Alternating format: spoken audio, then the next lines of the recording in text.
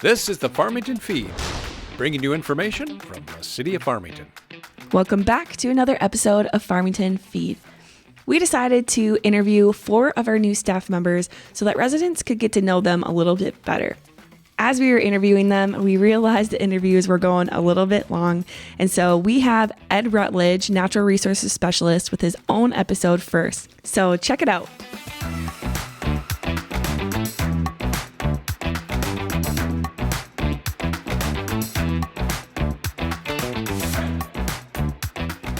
Welcome to Farmington, Ed. Ed is the new Natural Resources Specialist and started in early September. Something unique about this position is that it hasn't been filled for over 2 years now. I'm sure that you're in the process of gathering information on the city, but what are your first big projects that you are tackling? Yeah, nice to meet everybody in the community here in Farmington. Some of my big projects that I've got on the horizon here and that I'm working on now is tree maintenance, catching up on tree trimming, pruning, and removals. And then the biggest item on the list here is emerald ash borer management. So I'm really excited to take this opportunity to talk a little bit about it. Yeah. So what is emerald ash borer? So yeah, it's a pest, and it was first discovered in St. Paul in May of 2009, and it's confirmed in 36 counties in the state right now, and Farmington is in the quarantine area. And it's a pest that it's from Asia. It's in its flight period at the very end of its flight period right now, but it'll come and come onto your ash tree, and it'll lay eggs, and the larvae are actually what kills the tree because they'll lay and create channels underneath the bark, and that cuts off nutrient flow to go up the tree. So as a homeowner, you might start seeing these things called epicormic shoots, where it's like making branches closer to the bottom or the base of the tree. Mm-hmm. And that's just because the tree's reacting to the cutting off of that nutrient flow to the top of the canopy. Okay. And you'll start to see your canopy thin, and usually when somebody sees their ash tree dying, it's usually too late. I did want to plug here on the podcast here that we do partner with Rainbow Tree Care, and you can go to our website and find out more information on setting up a consultation to meet with somebody from their staff to take advantage of treatment if you have a private tree to be treated, and they can walk you through the process, and they can get you pricing and things like that. We're out of the treatment period right now, so it would have to be for next year, but something to think about this winter. Other options are removing your tree if you have it on your private property and starting to think about planting a new species of tree. I really encourage homeowners to do some research, and I hope to put some more information on the website here soon of the variety of tree species that are out there. Other than maples, I feel like people love maples, but they also, behind ash, represent the second largest amount of trees in our urban canopy behind ash. And ash in our boulevards, for example, represent 44%. So that's like almost half our trees that are going to end up succumbing to the pest. So will they all eventually, you think, get EIB? Yeah, it's like 100% mortality rate. Wow. So we treat currently 28% roughly of our ash trees in the boulevard and in the parks. The trees that are not being treated will eventually succumb to the pest. So the ones that are not being treated are 100% mortality rate. Yep, at some point. And we're going to see, you start to see more of the mortality, and it's more noticeable in years 5 to 10. And the first infestation was recorded in Dakota County in 2014, and our neighbors to the west in Lakeville had their first detected tree in 2017, and for Farmington it was in 2019. So more than likely it was probably already here, maybe 2018. And just didn't really show signs until the next year. Yeah, and then so if you do that, kind of math there, 5 years plus 2018, 2023, kind of puts us in this time where I feel like people are seeing more of their ash trees die and questions are coming up. So in my role, I'm really trying to get the message out that if you want to save your private ash tree, now's the time to to treat it. There's been research has shown that there's ash trees that we have here in America don't have any kind of resistance to the pest. We have a couple other common forest diseases are Dutch elm disease and oak wilt, and they are making like some Dutch elm resistant elm species. Oh, wow. Yeah. That's interesting. Yeah, it's pretty neat. Yeah. And there's some, cool variety. That's why I tell homeowners and residents to do some research, and there's a lot of different options out there for different trees that you can put on your private property in replacement. But yeah, like I was saying, in the next few years, we're going to be seeing a lot more ash come down. My hope is to get caught up on the ones that are actively dying and infested, and then hopefully get to the point where we can structurally remove some of these trees to get ahead of the pest. But that's kind of a long-term goal. You said 28% of our ash trees are being treated. Why only 28%? I'm basing it off of my predecessor's original EAB management plan. So in 2016 and 2017, they did an inventory of our ash trees. And far as practice goes, that's really what you want to do first.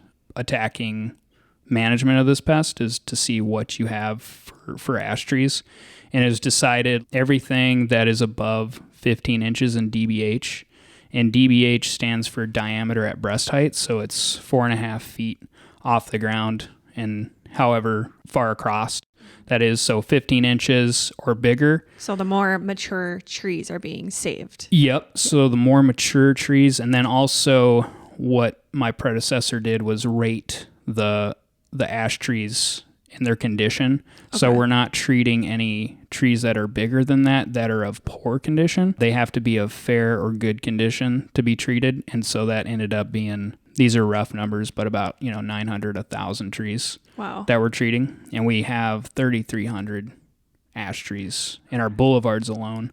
In the parks, I believe it's over 100.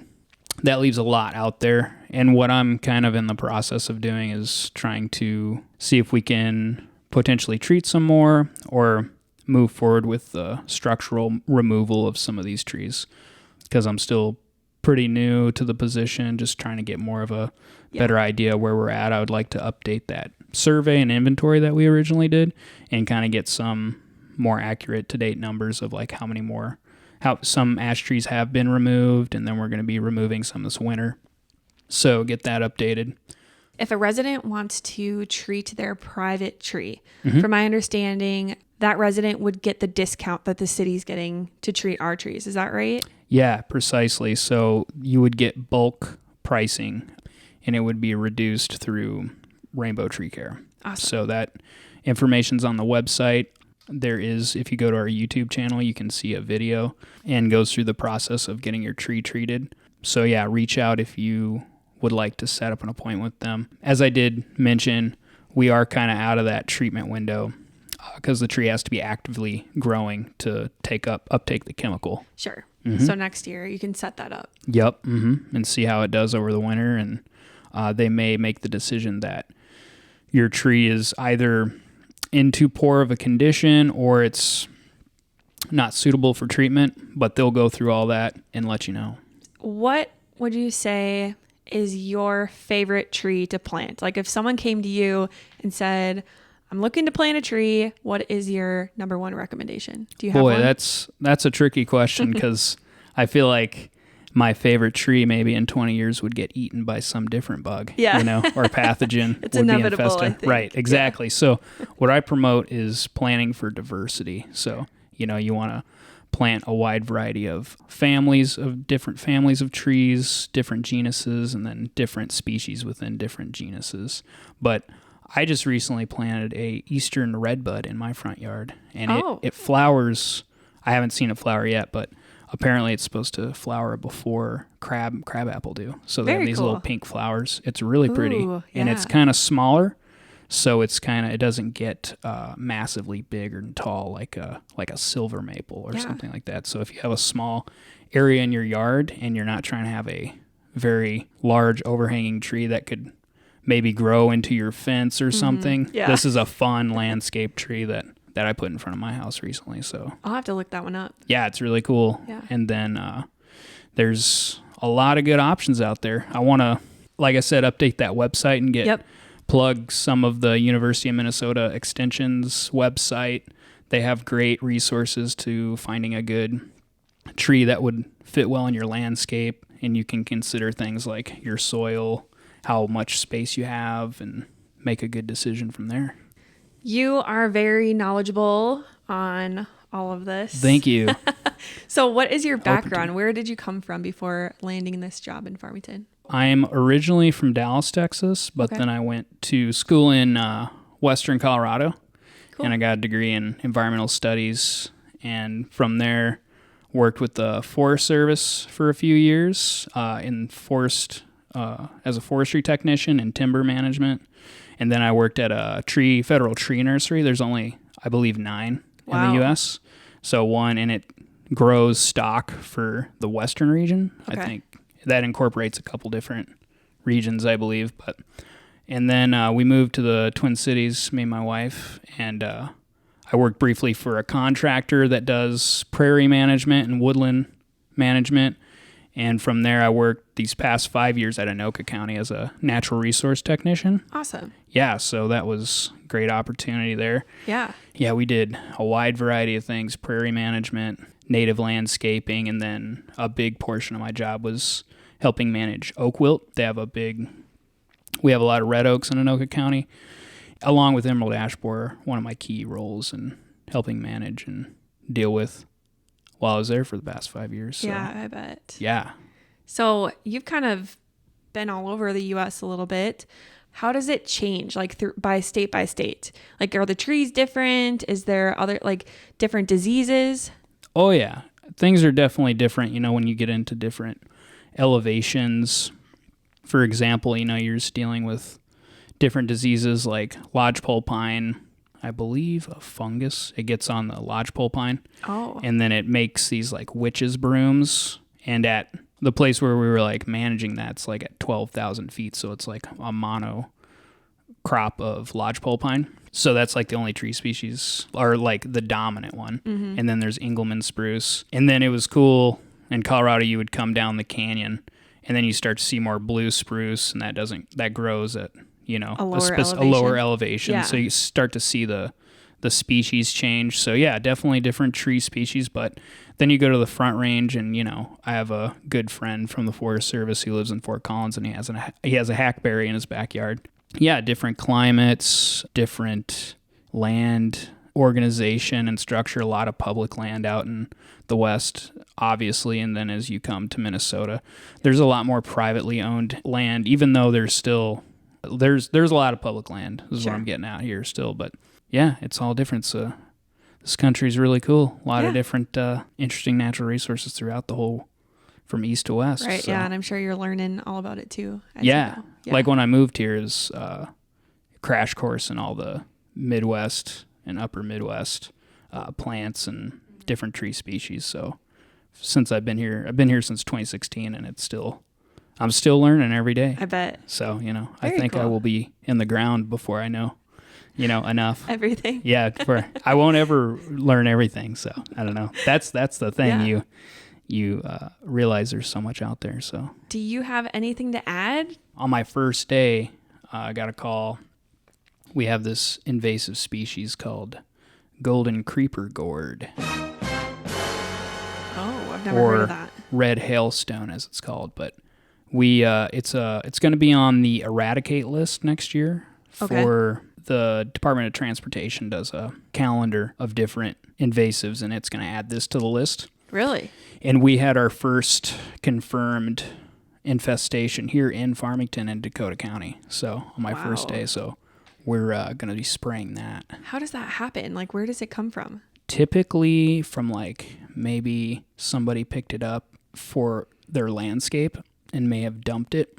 Sometimes these can come in on like in fill dirt and stuff like that. But yeah, this probably came in, somebody thought it was a pretty plant, had it in their pot inside their house or in their landscape, and then maybe moved away or discarded of their plant material, and they put it in the backyard, and then it started growing out of control. So I think it was first recorded in the state in 2013. I think it was Stillwater. It's going to be added to the eradicate list next year, and we have it in our city, and we're managing for it now. Great. Yeah. Is it just a plant that grows, or is it like a tree?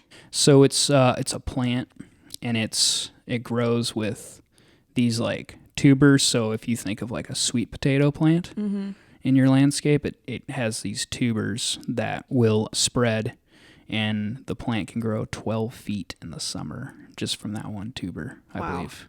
Yeah. Oh my gosh. So it spreads pretty quick. rapidly. So Yeah. we're getting a jump on that and getting that sprayed. So yeah. Wow. You have a lot on your hands here. Yeah. I'm sure Farmington will keep you busy. Absolutely. We're happy to have you, and welcome to the city. Yeah, thanks. Happy to be here. That concludes this episode of Farmington Feed. Make sure to subscribe to our podcast wherever you listen to your podcasts, and we will see you next time.